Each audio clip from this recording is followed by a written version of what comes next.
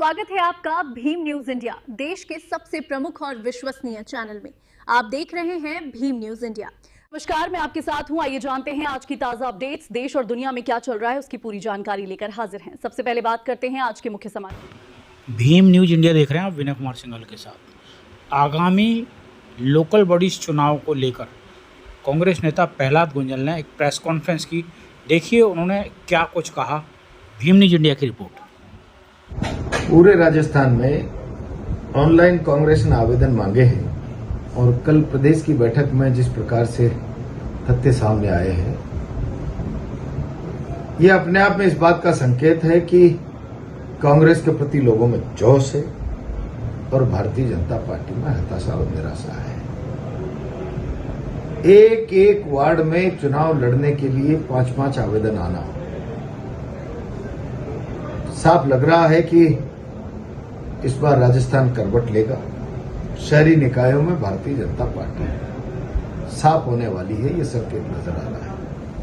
और सुखद बात है कि इस बार पूरी की पूरी कांग्रेस, कल की बैठक में रंधावा जी, भंवर जितेंद्र जी, सचिन पायलट जी, हरीश चौधरी जी, नेता प्रतिपक्ष जूली जी, प्रदेश अध्यक्ष जी की अगुवाई में सारी की सारी कांग्रेस एक मुखी होकर इस बार भाजपा को शिकस्त देने के लिए मैदान में है। और मैं विश्वास के साथ कह सकता हूं, इस बार हम कोटा में भी सारे लोग एक राय होकर, एक मुखी होकर चुनाव लड़ेंगे और यह भारतीय जनता पार्टी को शिकस्त देंगे। 150 से 100 वार्ड हो गए, पहले 150 से 100 हो गए वार्ड, छोटे हो गए, एक बोर्ड हो गया। वार्ड छोटे बड़े नहीं, भारतीय जनता पार्टी चुनाव में जनता का सामना करने की स्थिति में ही नहीं है और इसलिए पिछले दरवाजों से किस तरीके से संस्थाओं को हथियाया जाए, कब्जा किया जाए, उस स्ट्रेटेजी से वार्ड बनाए। कोटा उत्तर दक्षिण में मतदाताओं का अंतर 10-12 हजार, वहां 41 वार्ड है दक्षिण में और यहां उत्तर में 30 वार्ड है।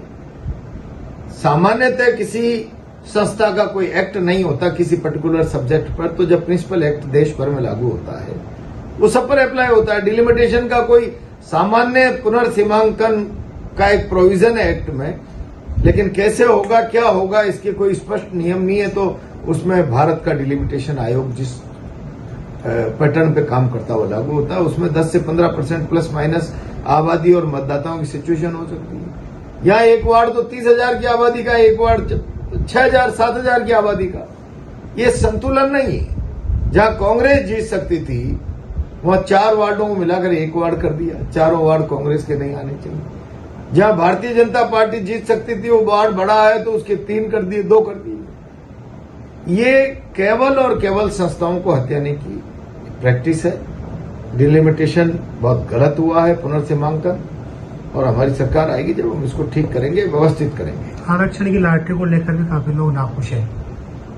अब आप बताइए ना, इससे बड़ी बात क्या होगी। ओबीसी का सेंटर में 27% आरक्षण है, यहां आपने 20 दिया है। जनसंख्या के आंकड़े आप 2011 के ले रहे हो और मतदाताओं को आप 2026 के हिसाब से वोटिंग करा रहे हो। एसटी के आपने 5 वार्ड रिजर्व किए कोटा में। 2011 के बाद 2026 तक कोटा की आबादी राजस्थान ही नहीं हिंदुस्तान में तेजी से बढ़ने वाले शहरों में है। 11 से 21 की सेंसस का असेसमेंट करेंगे ना तो 39% डेंसिटी बढ़ी है एकदम से कोटा की, 39-40%। हिंदुस्तान में किसी बड़े महानगर की नहीं बढ़ी इतनी तेजी से। तो उसमें एसटी भी बढ़ा होगा, एससी भी बढ़ा होगा। आपने 11 के हिसाब से 5% दे दिया।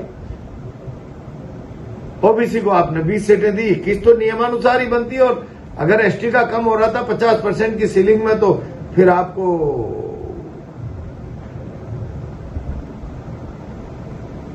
25-26 सीट रिजर्व करनी थी ओबीसी के लिए, लेकिन आपकी मनसा ही ठीक नहीं है। भाजपा का आरोप है गुटबाजी ज्यादा है कांग्रेस नहीं, कोई गुटबाजी नहीं। भाजपा में कम गुटबाजी है क्या? मैं तो पुराना भाजपाई हूं। रोज पानी पी पी के लोग अंदर से गालियां बकते हैं और मुझसे ही कहते हैं साहब आप ही ढेर कर पाओगे हमारे ऊपर जो जुल्म और ये जो आतंक का सा साया बन गया है भाजपा में। मुझे तो रोज ही बात करते हैं, 10 भाजपाई रोज बात करते हैं। उनका कहना है कि गुमानपुर में कांग्रेस शामिल होने के बाद ही नयापुरा में आवेदन लिए जा रहे हैं। नहीं, नयापुरा में कोई आवेदन नहीं ले रहे। मैंने कहा मेरे यहाँ भी दे सकते हैं ताकि मुझे भी ध्यान रहे कौन कौन लड़ने वाले हैं। यहाँ कोई पैसा थोड़ी जमा हो रहा है, शुल्क ऑनलाइन प्रदेश का हो रहा है, वहां पर रजिस्ट्रेशन हो रहा है।